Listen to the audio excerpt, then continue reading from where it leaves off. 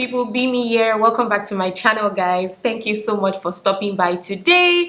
Today is going to be relationship talk. As you can see from the title of the video, I'm back with relationship talks, you guys. I'm back with relationship talks. So today I'm going to be talking about some things that I think women should be doing for their husbands. These are things that I personally do for my husband, and I feel like it has helped our relationship a long way. Now I have to give a disclaimer that I am not the perfect wife. No, I am not perfect. I strive for perfection every day, and I didn't just start doing these things from day one. Like, I had to learn. We've been married for 3 years now, and I had to learn. It's been a learning process in these 3 years. The 3 years might seem like very little, but I have had to learn a lot of things, and these are just things that as they've worked for me personally, and I do them for my husband, and you know, it just helps our relationship go stronger and better and all that. So I just thought to come out here to share with you guys. If you are a new wife, old wife, or not old, doesn't like old wife. If you've been married for so long, if you're just married, you're newly married, share with me. I would actually love to read it. What are some of the things that you do for your husband? And he may not necessarily know it. That's another thing. He may not necessarily know it. He may know it, he may not know it, but then you're just playing your part and just doing your own thing, you know. So let me know, share with me in the comment section down below. So if you're interested in watching this video, just keep watching. Okay, so the first thing I would say that has worked for our relationship that I do for my husband is being available. I try to be available. Not even try, I am always available, basically. And when I say available, I mean in the context of just being there through whatever he's going through. So like the good things, the bad things, the sour things, the emotional things, everything that he's going through, me being there, I find that it's very important. It took me a while to learn that. Initially I'll just be like, well, if he doesn't talk about it, well, that's fine. But then now I'm like, I see that something is bothering you, and I'm going to be here when you're ready to talk about it. Or sometimes I would even like probe a little, like, is everything okay? You can talk to me about it, you know. So me just being there goes a long way. So now he sees me as his confidant, and it's so amazing when your spouse sees you as his confidant, because he knows that he can tell you anything, and you are there to probably even prefer solutions. And not all the time prefer solutions. Sometimes you just want somebody to listen. You know, your spouse just wants somebody to listen and just be there. And it's an amazing thing for me, just being there, listening to him. If he needs advice, I give it to, listen, he needs advice all the time. I give it to him. If he just wants me to just listen and not fuel, you know, sometimes when somebody is confiding in you, you are fueling it with fire. I try as much as possible not to do that, especially when it's a sad situation. You see that they're already in a bad place, so not making it worse. And also he knowing that he can tell me things, and I'm not just going to skedaddle and go and start turning into gist with my friends, or talking to my family members about things like that. Like, we just know that he just knows that this is between the both of us, and it's actually awesome to just have that, just have us sharing that, and it has made our relationship stronger, in my opinion. So the second thing I think every woman should do for her husband, which I also do for my husband, is to show love. And it might seem like very trivial, it might seem very like duh, you have to show love. But the thing is, the reality is, in the society that we've grown up in, or in the society I have grown up in here in Nigeria, showing love isn't such a big thing, especially when it comes to family. So showing affection isn't such a big thing. You know, we grew up in houses where our dads did not say I love you, or even say I love you to your mom in front of you, or hug your mom, or just, you know, play rough play in front of in front of the kids. You know, we grew up in that kind of society, and so subconsciously, in a way, it has kind of affected a lot of us. Like me, I had to learn.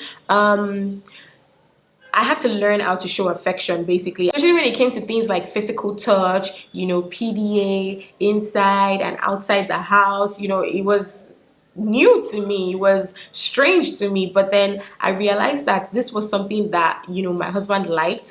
I feel like it's something you should be doing. Do you get? Like, it just kind of spices up the relationship. So, you know, things like, oh, it's just, you know, he's walking to the living room, I like tap his butt and stuff like that.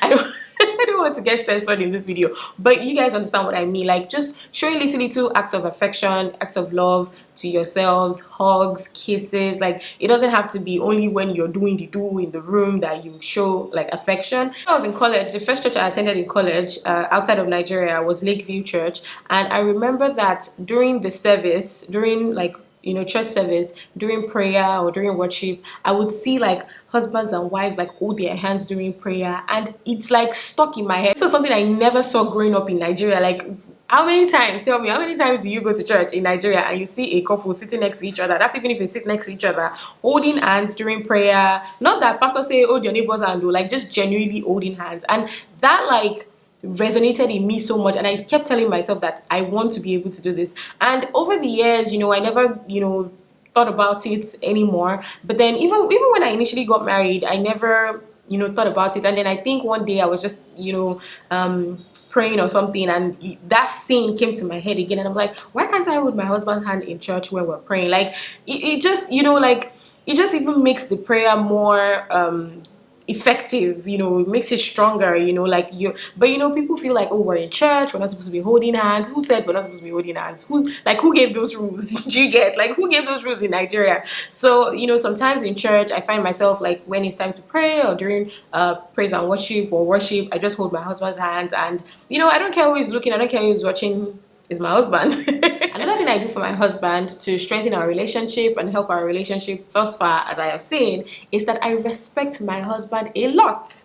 A whole lot. You guys, like, he's my husband. Like, I respect him a lot. Like, contrary to what some people say in the world, I respect my husband a lot. Yes, he's older than me. He's 5 years older than I am. But even if he wasn't older than I am, he's my husband. He's the head of my family. Like, why wouldn't I respect him? And respect comes in different forms. It's not just, oh, you know, I'm the man of the house. Oh, you know, that type of respect. You must kneel down and greet me. You know, all those kind of things. You know, but then again, one thing I've noticed is he has done some things to earn that respect. Like, you know how it's just natural. You don't have to force it because nah, I respect this guy. Like, no, you know, I respect this guy a lot. You know, it doesn't, it's not forced in any way. You know, it's not forced. It's not, the Bible said that we should respect our husband. So respect no. Like, it just comes naturally. It just comes naturally, and it's helped a lot. I will not, Yoruba people will say free, you know, I will never feel in your wale, something like that. I would never drag my husband through the mud. I would never drag my, how do they say it, free up on me wale. I can never do it. I can never for committing my husband to be doing toothpick. Never ever. I wish I could literally translate this in English, but if somebody knows what the English version is, just leave it in the comments. I can't joke with him. I can't drag him through the mud. I can't, you know, even on social media, I can't disrespect him. And you know, I respect him a lot. Like, yeah. I don't know how else I can explain that, but yeah, like, I do. And so in respecting him, one of the things that I do not do, and I think every woman should not do that or stop doing that, is comparing my husband. I would never ever compare my husband to another man. I have married you, I am facing you, as in we are in it together, we're doing this together, we're doing life together. So why would I compare you to another man? Like, I'm not gonna do that. Like, don't compare your husband with another man. Like, there's a reason why you married your husband. There was something that you saw in him, or there were things that you saw in him, and there were things God told you about. That's why, except if you just marry Sha. But if you did not just marry Sha, like, there were things that you saw in your husband, and you're like, listen, this is the man for me, so I am going to focus on that. I'm going to mind my business. This man is my business that I am going to mind. You know, I'm not going to be, oh my God, can you see Baba Seriki? This is what he is doing. Can you see Baba Tolulokpe? He's doing this and doing this and doing that. No, I'm not going to do that. I'm not going to compare my husband with other men. I'm not going to say this person is any more. Why can't you earn more? No.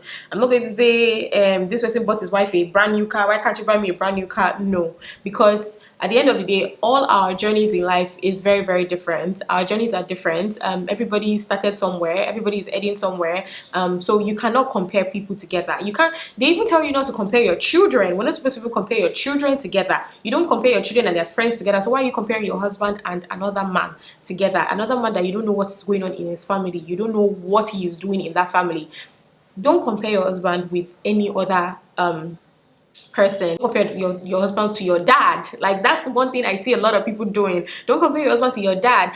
In my case, my dad and my husband have similar characteristics. Unfortunately, they're almost the same in so many things. They don't talk too much, they're quiet, they're both very intelligent, they have similar backgrounds of, you know, growing up. Like, there's a lot of things they have in common. But still, I don't compare my dad with my husband. I don't say, oh, these are my dad used to do, this is how you should do. No, I don't do that. I don't expect anybody to do that. And so another thing that I do for my husband is that I let my husband be my husband. Like, since I'm not comparing him to somebody else, I let him be him. Like, I let him do his thing. Like, I let him be the person that God has called him to be. I let him be who he is meant to be. Like, I'm not going to change you. There's certain things, obviously, that you can change. Maybe all this, where do you not put the toilet sit down, learn to put the toilet sit down. I always tell my husband that there's some things he's learned from me.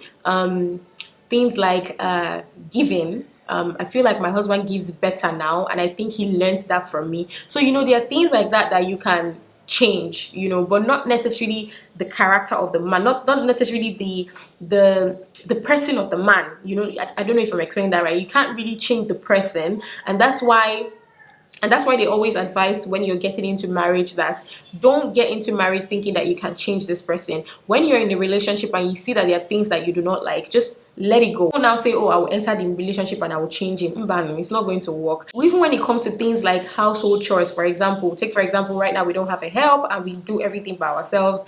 I don't like say, oh, okay, me, I'm washing the dishes, or you must sweep the floor. Can't you see that I swept the floor yesterday? Why aren't you washing the dishes today? No, I just let him be him. And then I realized that when he's just doing his things, he does it so well. Like, I don't even need to ask. I think it was yesterday or so, before I woke up, Tisha's clothes were already ironed. He had already packed Tisha's bag for school, even even though he's always packing mismatched clothes for her.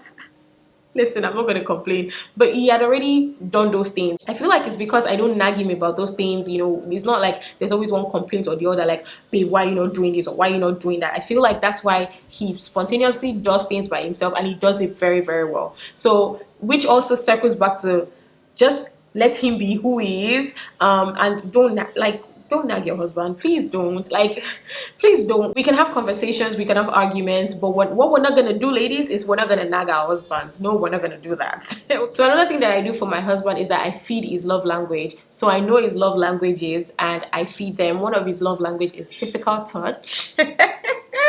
So, you know, I do everything possible to feed his love language, so that, you know, when you don't feed somebody, what happens to the person will starve, you know. So I don't want my husband to starve. So basically, ladies, like, whatever your husband's love language is, what you know he absolutely loves, is just feed it. If it's giving gifts, it doesn't even matter the amount of the gift. Just, you know, give him. If it's quality time, just have quality time with him, spend quality time with him. Basically, just feed your husband's love language. Trust me, it's going to go a long way in your relationship. Like, it's going to strengthen it so much. So another thing that I do for my husband is that I do my part. You know, I support where necessary, you know, in terms of like paying bills, you know, everything possible, in doing chores, in taking care of our daughter, you know, I do my part, because I feel like if I don't do my part, he's going to be lacking. He's going to wake up in the middle of the night and be thinking. And listen, ladies, like, that is why a lot of Nigerian men keep having high blood pressure. Honestly, like, that's why they keep having HBP, because just keep thinking about so many things with nobody to help them, with no help in sight. And a lot of them don't like voicing out their issues, because they probably feel like they don't have a confidence that they can talk to. So I will do my part, and I will continue to do my part in raising our family, making our relationship stronger, and all the good. And the last but not the least thing that I do for my husband is I pray. I pray for my husband every blessed day. A day cannot go without me praying for my husband, because it is just very important. At the end of the day, Toba win, win. If he wins, all of us win. You know. And then if everything just falls down, now all of us go touch everybody, or he will touch every one of us. I make sure that I pray for my husband, and it is very important. I advise you ladies to always pray for your husband, always pray for your children. Don't forget, even if you forget to pray for yourself, don't forget to pray for your husband, don't forget to pray for your children. Okay. And on that note, that is all the points that I have to share with you guys on things that I do for my husband, and I think every woman out there should do for their husband to have a good relationship, raise a good family, a godly family, and just have an awesome life, so that you too, your mind can have rest, your mind can calm down very, very, very well, so that, oh, you don't need HBP, man. So thank you guys so much for watching. Like I said earlier, please share in the comment section some of the things that you do for your husband or you plan to do for your husband, and if this video has impacted you in one way or the other, please let me know. Thank you guys so much for watching this video. Leave a thumbs up, share with everybody that you know, subscribe to my channel, you guys, and I will definitely see you in the next one. Bye guys.